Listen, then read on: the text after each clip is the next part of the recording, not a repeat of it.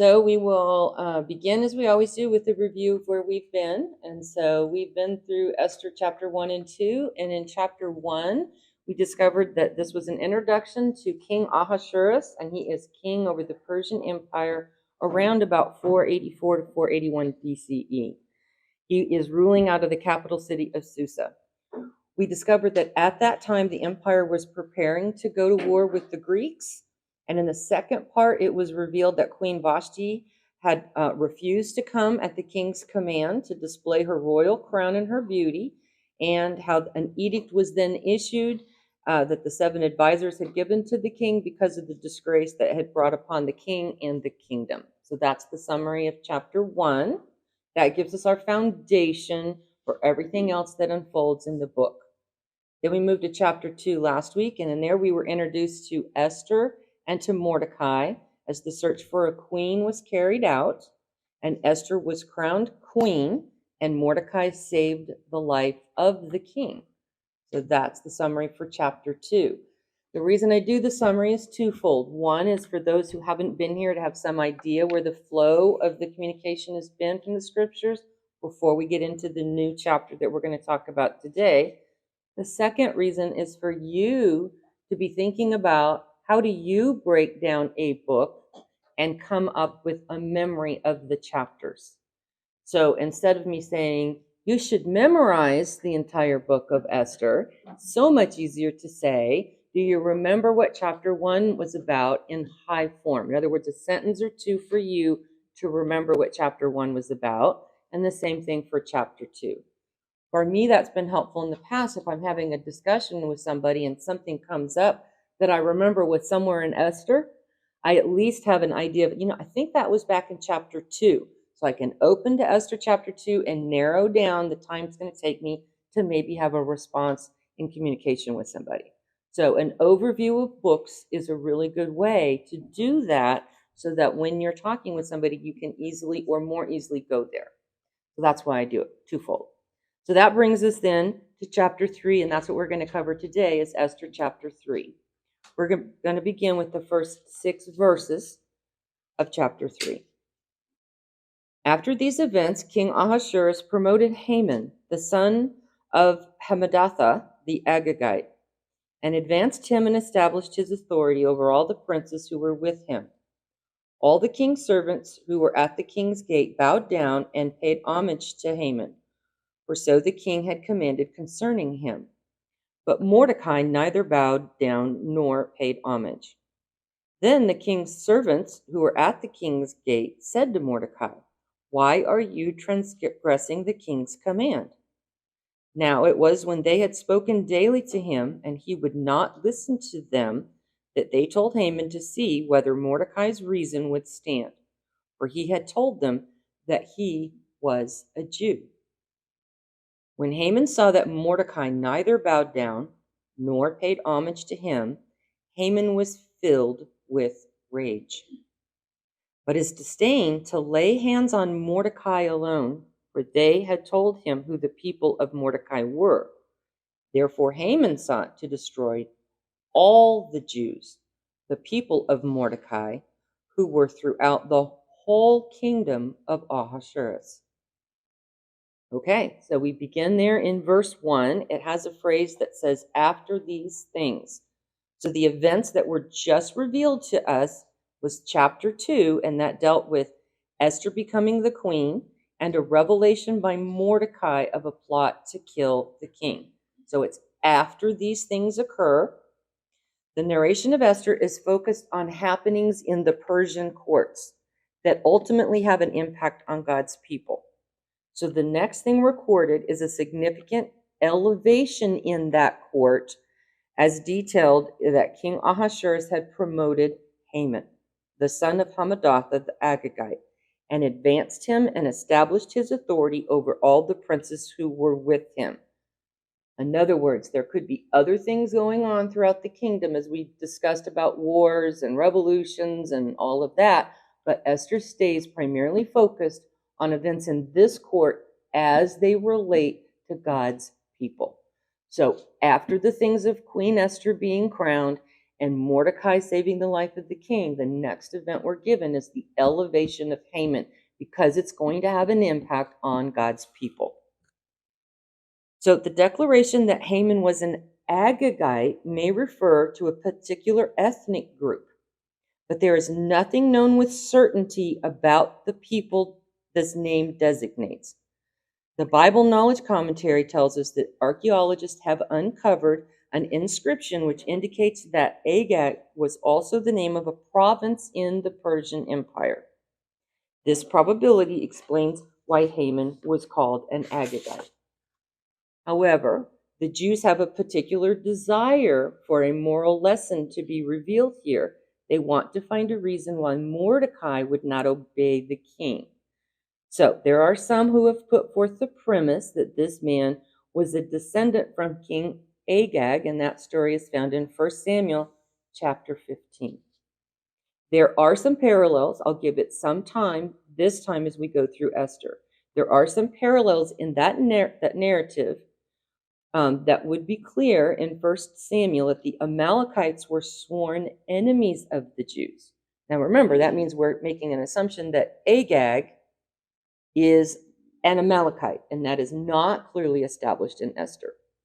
There is a conflict established in 1 Samuel between King Agag and King Saul, who was a Benjamite. God had also commanded the extermination of the Amalekites. So I'm just going to read a few verses from 1 Samuel chapter 15. We'll do verses 17 through 19. So 1 Samuel chapter 15, beginning in verse 17. Samuel said, "It is not true, though you were little in your own eyes, you were made the head of the tribes of Israel, and the Lord anointed you king over Israel. And the Lord sent you on a mission and said, 'Go and utterly destroy the sinners, the Amalekites, and fight against them until they are exterminated.' Why then did you not obey the voice of the Lord, but rushed upon the spoil and did what was evil in the sight of the Lord?" So you can see that there could be some parallels as was drawn to what we find in Esther. You've got a Benjamite leader, that would be Mordecai, against Haman, that might represent a leader from the Amalekites. I just don't want to go too far down that rabbit trail, but to at least address it. For our purposes, we're going to stay focused on the narrative in Esther. We simply do not know the true connection of Haman to the Amalekites. In Esther 3, verse 1, it clearly states that King Ahasuerus promoted Haman and specifically defines the authority he was to have over the princes who were with him. The Bible does not establish what happened to bring about this promotion of Haman. The authority he was given was over the princes that were with him. This would demonstrate some limited authority. However, we are not told how far that authority reached in the kingdom at this point in the narrative. The Bible does establish what happened. Considering the power that King Ahasuerus later gives Haman, we can conclude he did fill a very prominent position in the administration and structure of this government. That we can safely conclude. In verse 2, we find details that it was all the king's servants who were at the king's gate that were to respond to Haman in a particular fashion. This was a place, remember, the king's gate is a place where decisions would be made and a place of honor for all those who served there. All these men serving in a position of influence in the king's gate were to specifically bow and pay homage to Haman. We don't use the word homage much in our general speech, so we just need to understand it is a word that depicts showing special honor or respect to someone in a public way. The bowing down and giving honor to Haman publicly was because the king had commanded it. Next, we hear that Mordecai neither bowed down nor paid homage.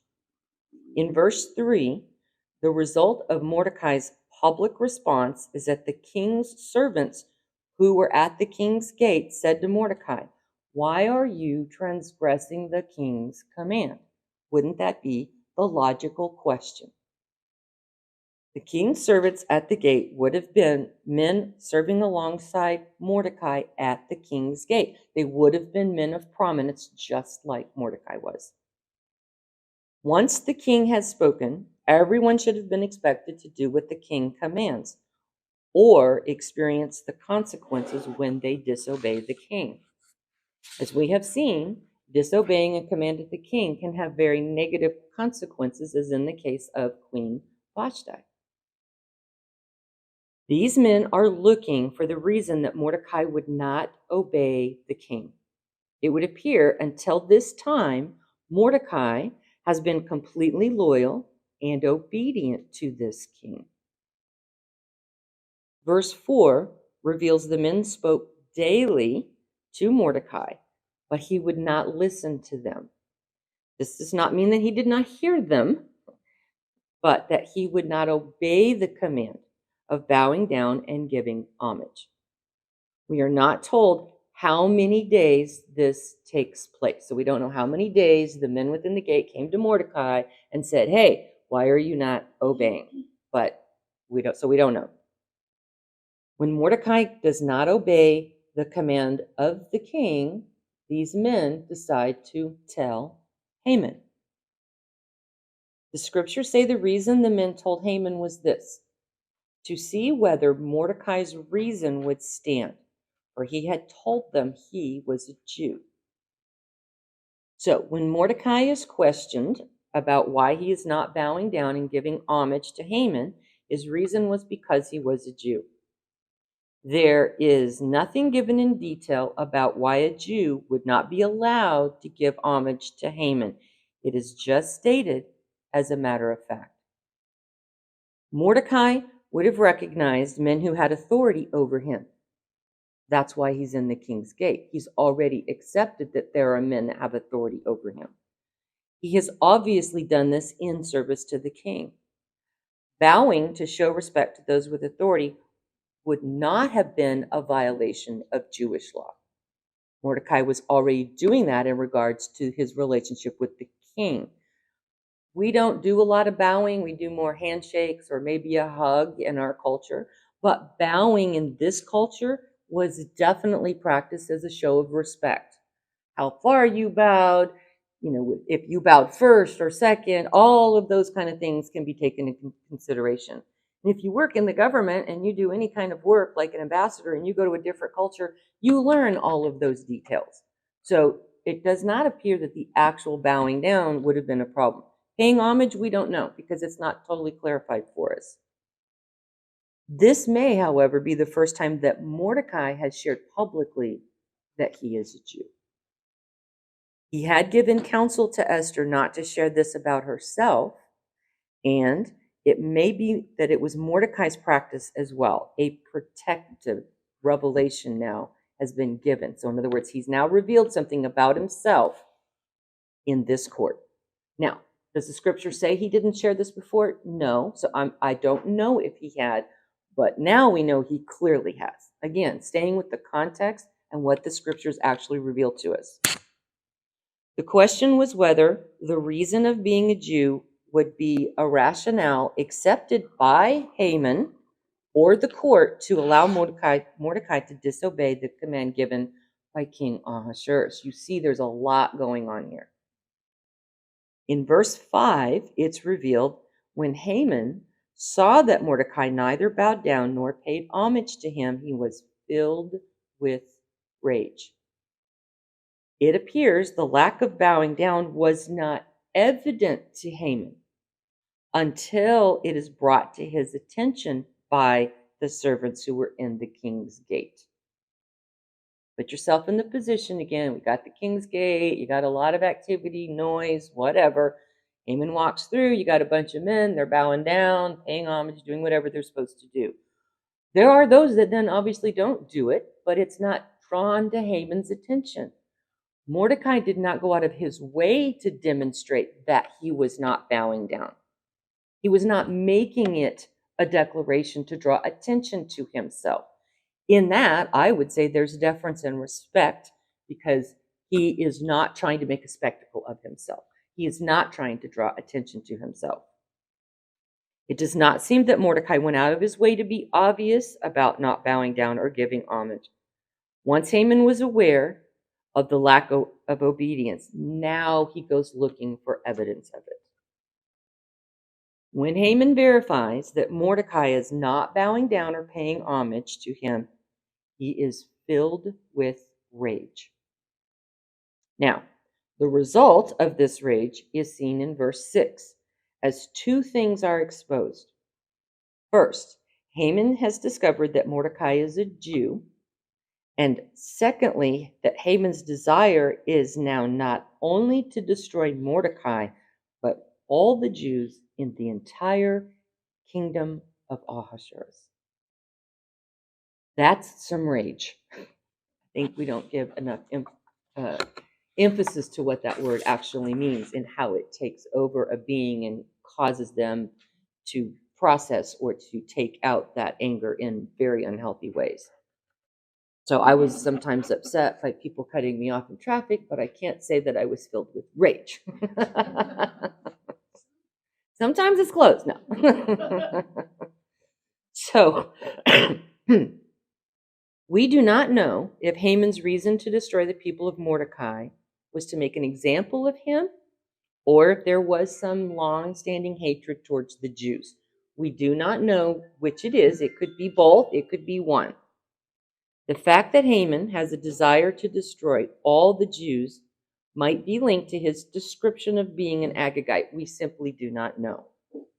That brings us now to the next verses of Esther. So chapter 3, beginning in verse 7, and I'll read through verse 11. In the first month, which is the month Nisan, in the 12th year of King Ahasuerus, that is the lot, was cast before Haman from day to day and from month to month until the 12th month, that is the month Adar. Then Haman said to King Ahasuerus, there is a certain people scattered and dispersed among the peoples in all the provinces of your kingdom. Their laws are different from those of other people, and they do not observe the king's laws. So it is not in the king's interest to let them remain. If it's pleasing to the king, let it be decreed that they will be destroyed. And I will pay 10,000 talents of silver into the hands of those who carry on the king's business, to put into the king's treasuries. Then the king took his signet ring from his hand and gave it to Haman, the son of Hammedatha, the Agagite, the enemy of the Jews. The king said to Haman, the silver is yours, and the people also. Do with them as you please. Again, we get to see some inner workings of a royal court. In verse 7, it gives us a lot of details in regards to the time reference, beginning with the detail of the next events happening in the first month, which is the month Nisan. Remember, the dates that we are given are from a Jewish calendar perspective. Next, the time period these events occur in this next frame, we know that is the 12th year of King Ahasuerus, which we know to be 5 years since Esther was made queen. Remember back in chapter 2, verse 16. So Esther was taken to King Ahasuerus in his royal palace in the 10th month, which is the month Tebeth, in the 7th year of his reign. So the event described as beginning to take place here is that a that is a lot, was cast before Haman from day to day and from month to month until the 12th month, that is the month Adar. First of all, let's highlight the fact that is a Babylonian word for lot. We're given that right there in the scriptures. But what is a lot? A lot would be like for us casting dice. There they would have been clay cubes, which they have found, so we know what they look like. They're about an inch in diameter, a lot bigger than our dice. The lot was cast, it says here, before Haman, and day to day until the 12th month. the Jewish month of Adar. That's a lot of time for these to be cast. Haman had the lot cast until whatever form of confirmation led to the day of the month that he is take his plan against the Jews. Haman was waiting for the lot to be cast that would indicate that he would have a successful plan. We don't cast a lot of lots again in our culture. We don't think that's how our governmental decisions are made, but who knows? In the Persian religious system, it was known to be very superstitious, and it stressed fate and chance. Haman was following the concept of fate by casting the lots to dictate when he would take moves against the Jews. Haman cast the lots to receive the diviner's direction before bringing it to the king.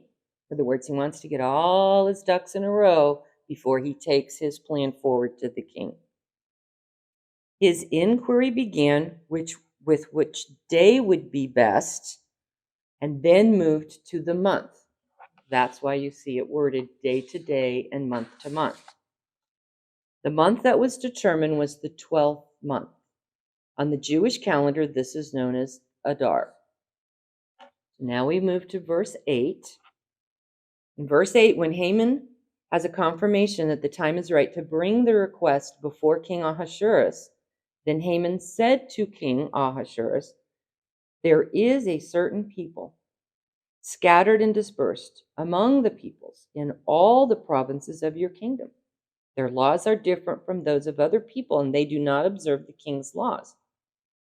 So it is not in the king's interest to let them remain." A pretty politically savvy man. So we'll begin. Haman begins with his request before the king in identifying that there is a subset of people that are scattered and dispersed in all the provinces of his kingdom. Here, they're referred to as certain people. Notice he does not say who the people are. Haman uses flattery from the beginning with the king, if it pleases the king. Also notice referring to it as your kingdom. So there are a lot of words as you read it through. You can see what Haman is up to. Haman secondly emphasizes the threat to Ahasuerus' kingdom and that it is located in all the provinces for the king. So as we know, that would be the 127 provinces of the Persian kingdom. What we would be able to discern from that is that there must be some form of a Jewish settlement in all the provinces. So the Jews had not remained just in one of the provinces, they had scattered among all the provinces. So they were scattered throughout the Persian kingdom. The final point to be made is why these people pose a threat to the kingdom, that they hold to laws that are different from those of other people, not just the king himself, but other people. The Jews have maintained being a distinctive race of people by practicing many of the things passed down to them from their law. For example, they are to marry within the Jewish community. That's still practiced largely today, especially in Orthodox Jewish communities. The strength of the community is maintained by practicing special observances like keeping of the Sabbath or celebrating their annual feasts together. This is combined with daily habits that separate them from their surrounding people, like sticking to strict dietary laws and just other activities in their life that was spelled out for them in the law.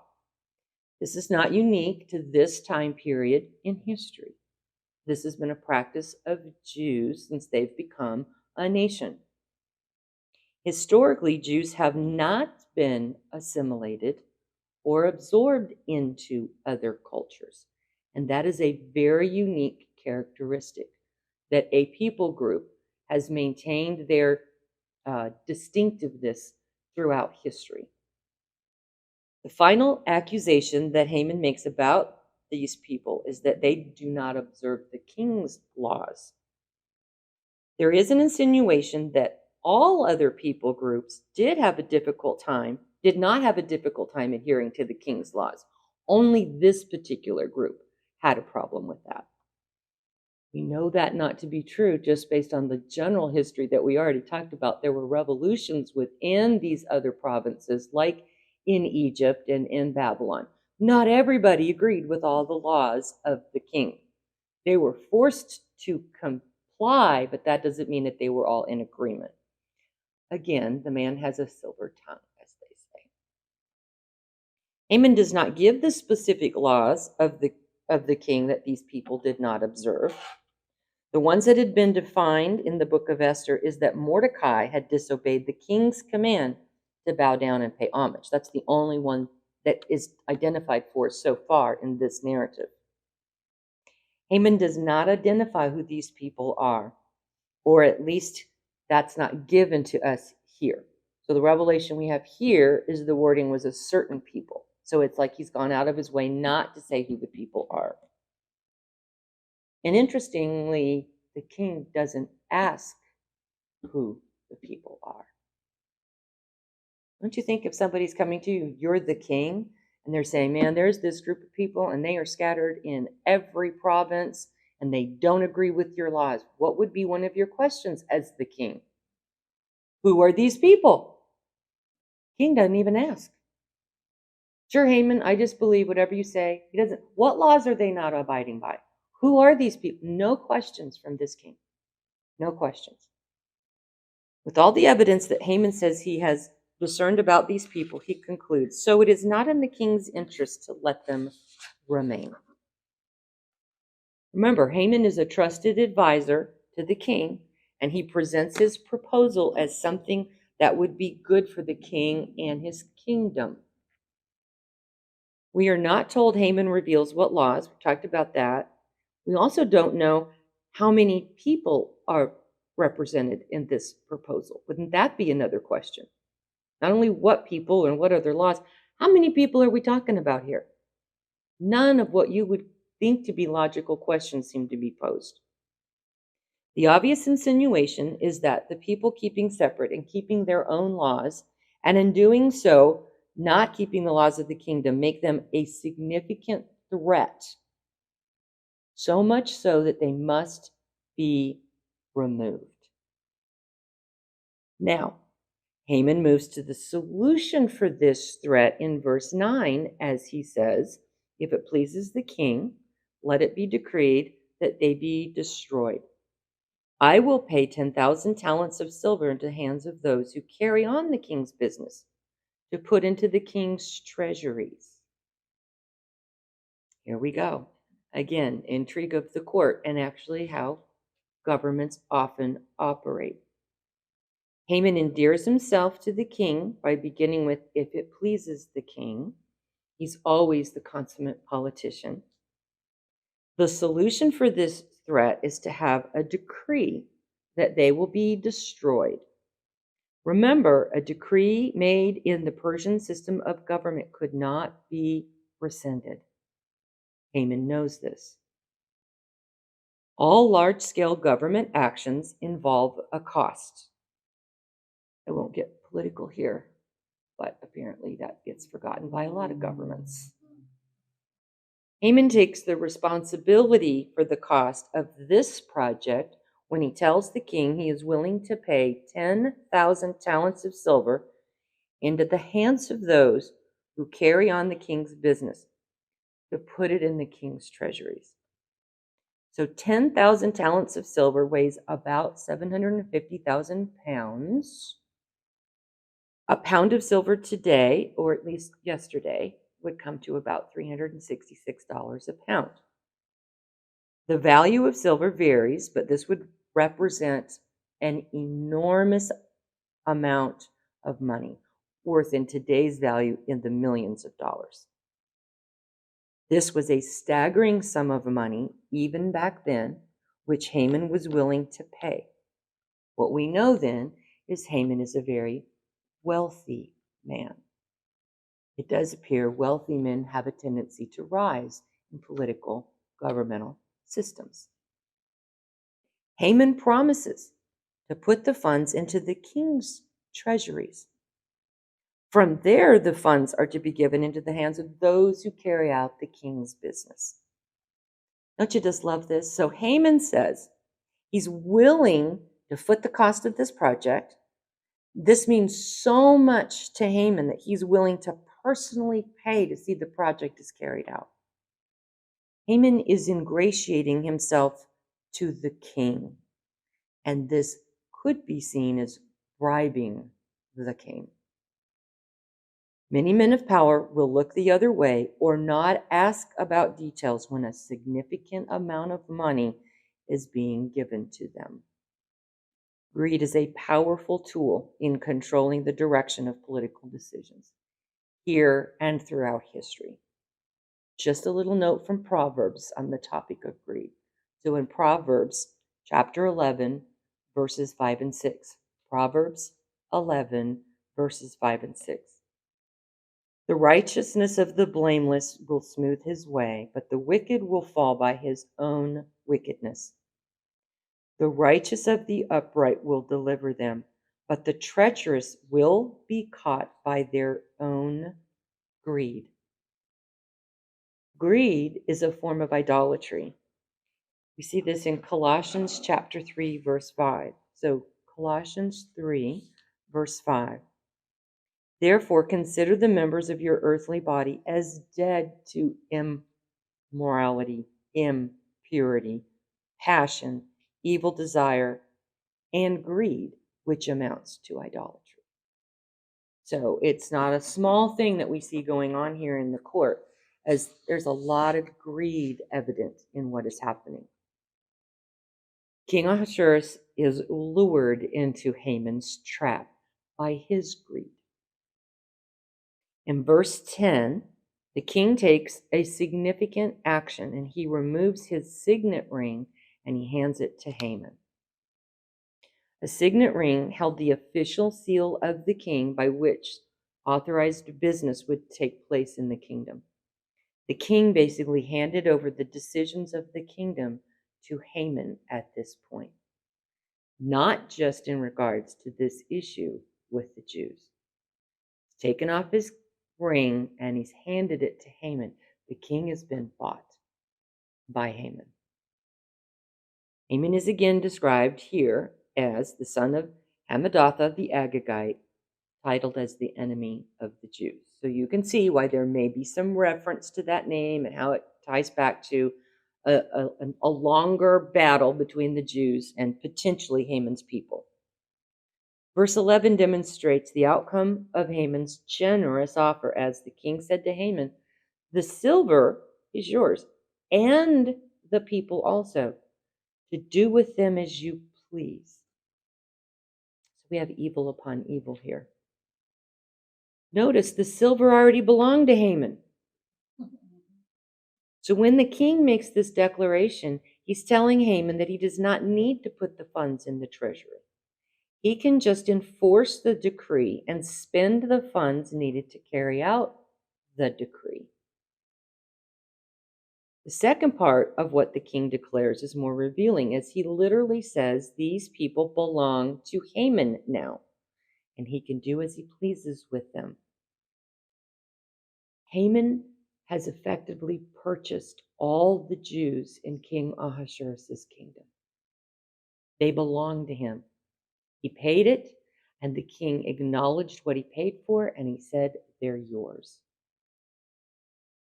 You feel the tension building in our story? Let's finish, well, not finish, but let's do the verses, 12 through 15 of Esther chapter 3, beginning in verse 12. Then the king's scribes were summoned on the 13th day of the first month, and it was written just as Haman commanded to the king's satraps, to the governors who were over each province, and to the princes of each people. Each province according to its script, each people according to its language, being written in the name of King Ahasuerus and sealed with the king's signet ring. Letters were sent by couriers to all the king's provinces to destroy, to kill, and to annihilate all the Jews. both young and old, women and children, in one day, 13th day of the 12th month, which is the month Adar, and to seize their possessions as plunder. A copy of the edict to be issued as law in every province was published to all the peoples so that they should be ready for this day. The couriers went out impelled by the king's command while the decree was issued at the citadel in Susa. And while the king and Haman sat down to drink, the city of Susa was in confusion. So Haman wastes no time as he summons the king's scribes on the 13th day of the first month. Haman has approached King Ahasuerus in the 12th month of Adar, as we saw back in verse 7. This was a significant day in many ways. The significance of the day to the Jews must not be overlooked. The Jews will be celebrating the next day Passover. Leviticus 23:5 and Numbers 9:5. So I'll read Leviticus 23:5. In the first month, on the 14th day of the month, at twilight is the Lord's Passover. In Numbers 9:5. They observed the Passover in the first month, on the 14th day of the month, at twilight, in the wilderness of Sinai, according to all that the Lord had commanded Moses. So the sons of Israel did. You see how important the details are in the scriptures. This event occurs on the 13th day, and the very next day, these Jews, who a decree is being issued about, are going to celebrate their Passover. This day was a remembrance for the Jews of their deliverance from Egypt. We get that in Exodus chapter 12, and I'll do verses 23 through 27. So if you look with me in Exodus chapter 12, beginning with verse 23. For the Lord will pass through to smite the Egyptians, and when he sees the blood on the lintel and on the two doorposts, the Lord will pass over the door, and will not allow the destroyer to come into your houses to smite you. And you shall observe this event as an ordinance for you and your children forever. When you enter the land which the Lord will give you, as he has promised, you shall observe this rite. And when your children say to you, what does this rite mean to you? You shall say, it is a Passover sacrifice to the Lord, who passed over the houses of the sons of Israel in Egypt when he smote the Egyptians, but spared our homes. And this people bowed low and worshipped. So this is the date that Passover is to be observed, and this is why they were to observe the Passover. The Jews were just celebrating a remembrance of a time when God had spared them from destruction and also destroyed their enemies as Haman continues to carry out his plan. So now you see this storyline going on underneath. So we have the obvious one, which is what Haman's doing, right? And all the things that he's going to declare about the Jews. But by picking the date that he does, again, by the fates, by the casting of the lot, just happens to be a day that he makes the announcements that's right before the Jews celebrating their deliverance from others who had tried to enslave them and who were their enemies. In Esther 3:12, the details about what Haman commanded, it is now commanded by King Ahasuerus. It's not commanded by Ahasuerus, but by Haman himself. So Haman wastes no time in carrying out his desires. He gets the pretty ring, and he starts working right away on what's most important to him. The command goes out to the king's satraps, to the governors who were over each province, and to the princes of each people. Each province according to his script, each people according to its language. This is the same language that we found when the decree was issued in removing Queen Vashti in Esther 1:22. So it would just seem this is the norm when a decree is issued. This is how it gets communicated to all the provinces. The scriptures clarify that it is all written in the name of King Ahasuerus and sealed with the king's signet ring. The king is not innocent. The king is complicit in these actions as he was the one specifically making the decision to allow Haman this kind of authority and power. The king also knew Haman's intentions were to wipe out a people group. The king is not innocent here. The specifics of what is being communicated is detailed next in verse 13. So the letters were sent by couriers to all the king's provinces to destroy, to kill, and to annihilate all the Jews, both young and old, women and children, in one day, the 13th day of the 12th month, which is the month Adar, and to seize their possessions as plunder. All right. The time period given for the events to begin is exactly 11 months from the issuing of this decree.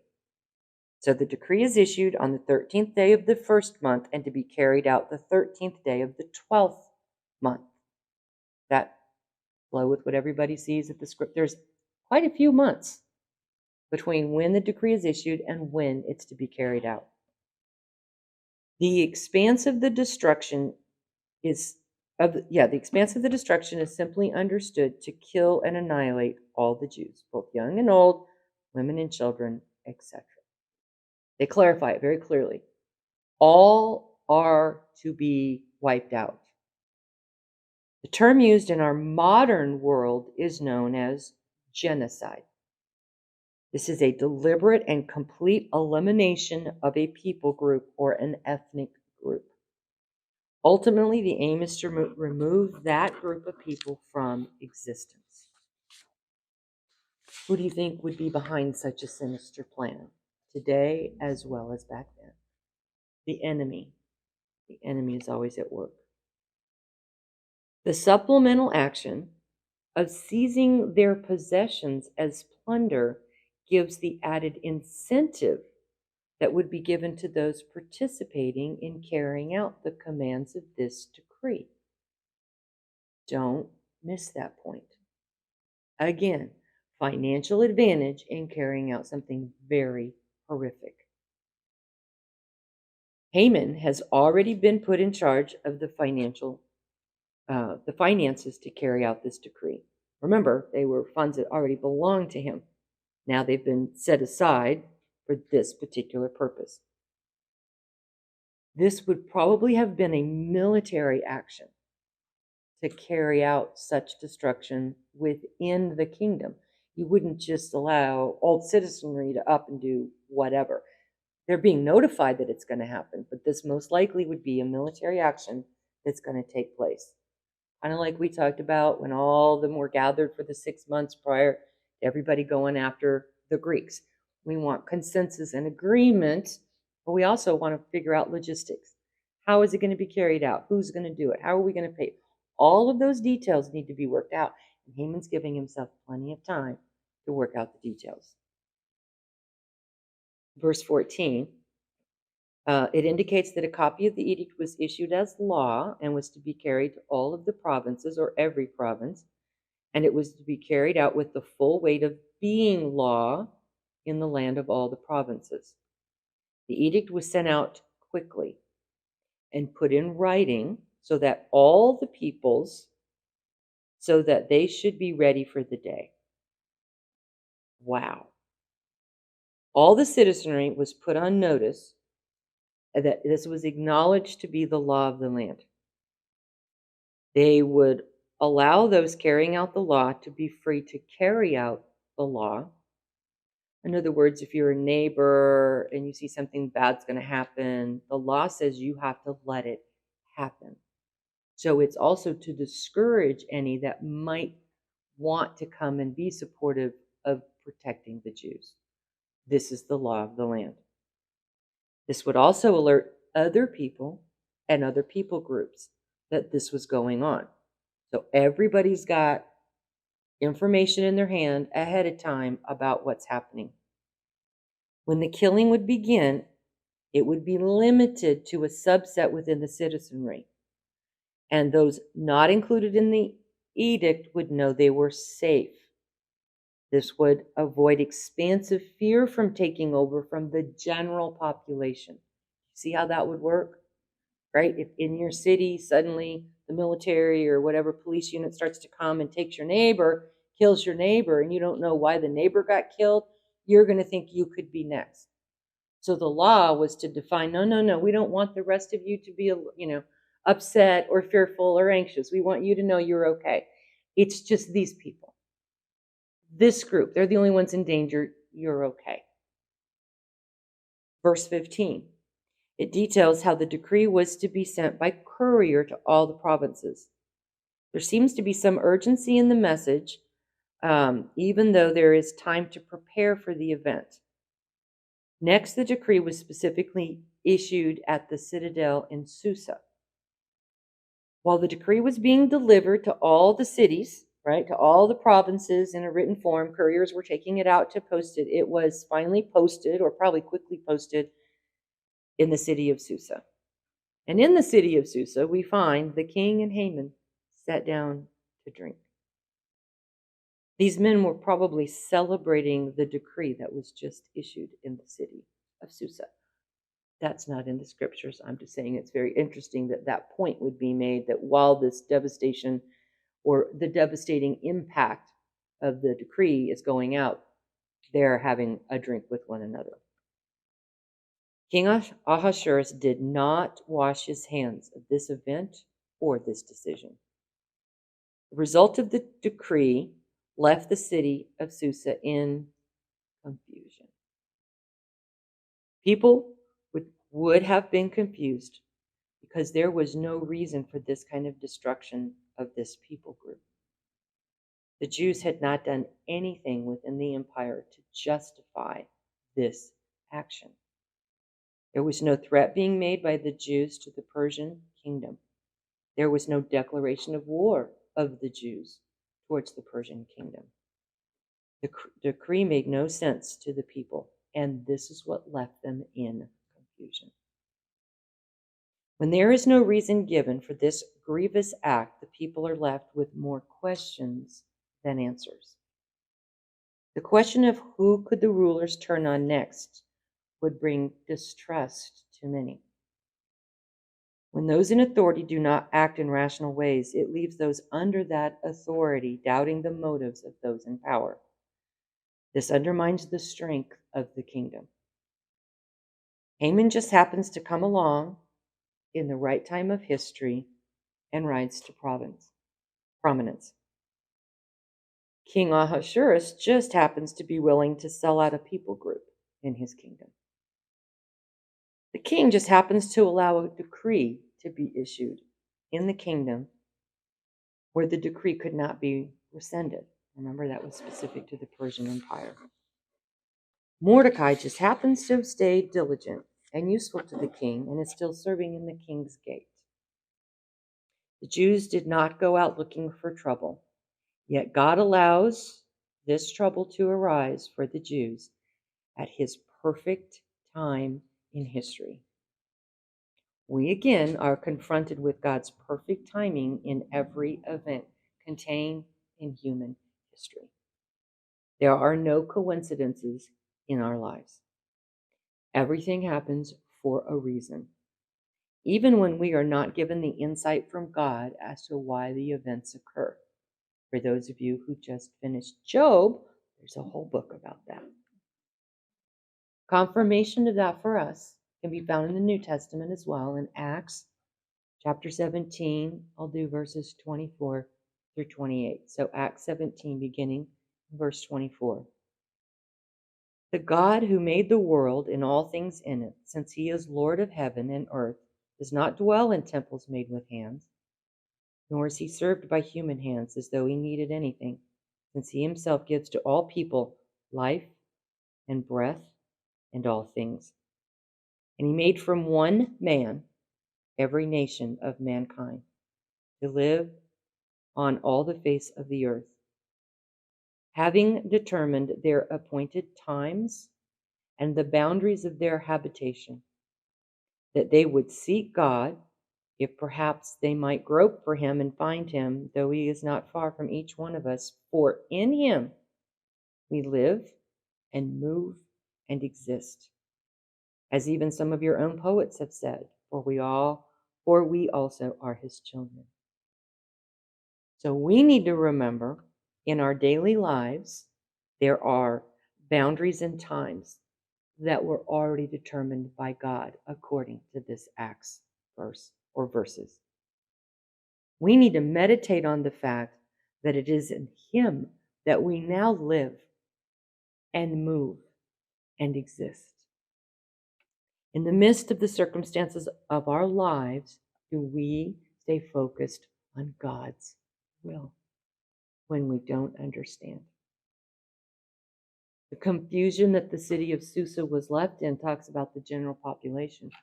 What do you think the confusion in the Jewish communities in 127 provinces of the kingdom was like? Absolute confusion. Why, God? Why have you allowed? And that's so often our questions.